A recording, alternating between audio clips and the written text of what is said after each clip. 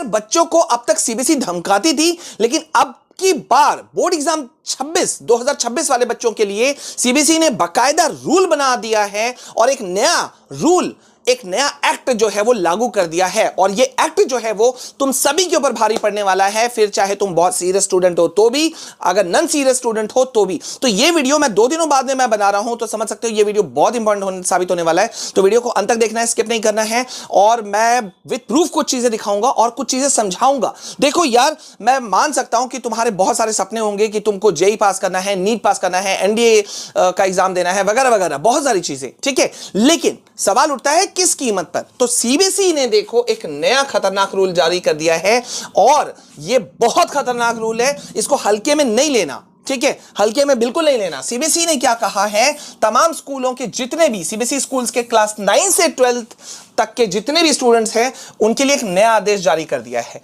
अब यह नया आदेश क्या है? नया आदेश है कोचिंग एक्ट। अब ये कोचिंग एक्ट क्या है, ठीक है। अभी तक देखो सीबीएसई धमकाती थी कि भैया देखो स्कूल सही से आ जाओ, नहीं तो तुमको फलाना एक्शन लेंगे, फलाना एक्शन लेंगे, तुमको एडमिट कार्ड नहीं देंगे, वगैरह वगैरह, ठीक है। अब यहां पे सीबीएसई ने क्या कहा, हम सिर्फ धमका नहीं रहे हैं, हम बकायदा एक्शन लेने वाले हैं, और जो भी स्टूडेंट स्कूल नहीं जाते हैं, कोचिंग जाते हैं, उन सभी को सीबीएसई का चलेगा, देखो क्या लिखा है, डंडा, ठीक है। और 12th बोर्ड छोड़ो, 10th बोर्ड कोई एग्जाम देने नहीं मिलेगा।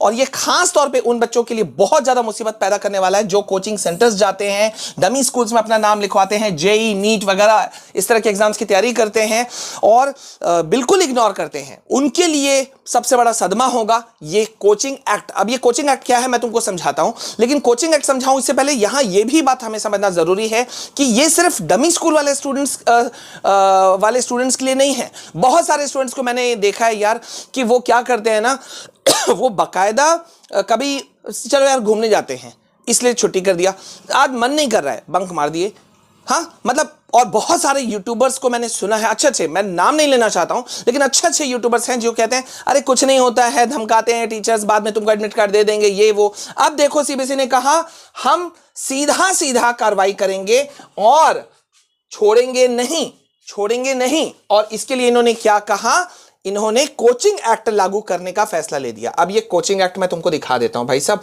ऐसे तो तुम मानोगे नहीं ना।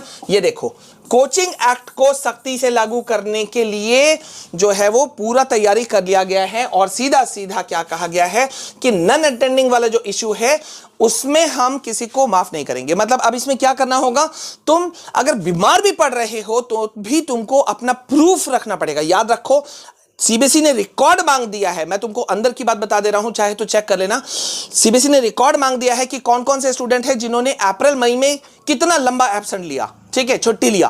तो वो अभी 2 महीना, अभी सेशन शुरुआत नहीं हुआ, ये कर दिया गया। और इसलिए देखो मैं कहता हूं अच्छे बुक्स के साथ में पढ़ना शुरू करो, कोई चीज मुश्किल नहीं है। और जब सवाल उठता है अच्छे बुक्स का, तो भाई साहब मैं तुम्हें हर सेशन में गाइड करता हूं कि यार कि कुछ अच्छे बुक्स ले लो, एनसीईआरटी बुक्स तो है ही है। और इसलिए देखो मैं तुम्हें जो सिलेक्टेड बुक्स गाइड करता हूं उसमें सबसे टॉप में मैं रखता हूं ओसवाल गुरुकुल का। और इस चीज का मैं वेट कर रहा था, most likely CBSE question bank ये जारी हो गया है, इसे तुम ले सकते हो। देखो मैंने अपने लिए मंगवाया है सोशल साइंस का, मैथ स्टैंडर्ड का और साइंस का, और भी बुक्स मैंने मंगवा दिया है, अभी मैं 3 दिखा रहा हूं। अब इस बुक का फायदा क्या है, देखो यार इसमें इस बुक को अगर तुम लेते हो तो तुमको इन डेप्थ नॉलेज मिल जाएगा, different typology of questions, short, very short, long, assertion, reasoning, सब कुछ का मिल जाएगा। उनका वेटेज क्या है बोर्ड एग्जाम 2026 में वो भी मिल जाएगा। और साथ ही साथ में तुमको हर चैप्टर का समरी भी मिलेगा और बेसिक कॉन्सेप्ट मिलेगा for easy and quick revision, ठीक है। और सबसे बड़ी बात जो एक मैं मानता हूं कि तुम्हारी तैयारी कैसी चल रही है इसके लिए सेल्फ असेसमेंट,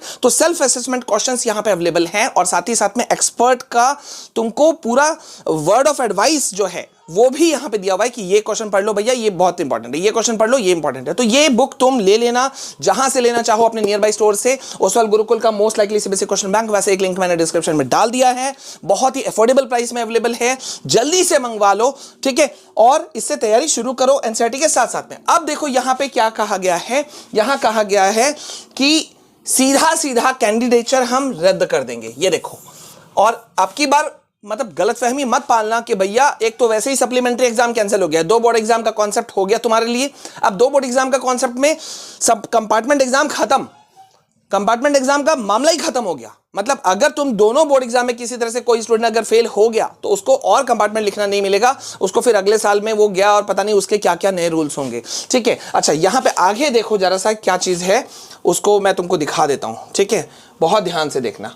ये देखो साफ साफ कह दिया गया है कि स्टूडेंट्स का कैंडिडेचर जो तुम्हारा रजिस्ट्रेशन है वो रद्द हुआ तो स्कूल जिम्मेदार नहीं होगा, और रेगुलर बेसिस में मंथ वाइज जो है स्कूल के रजिस्टर्स की जांच होगी ही होगी।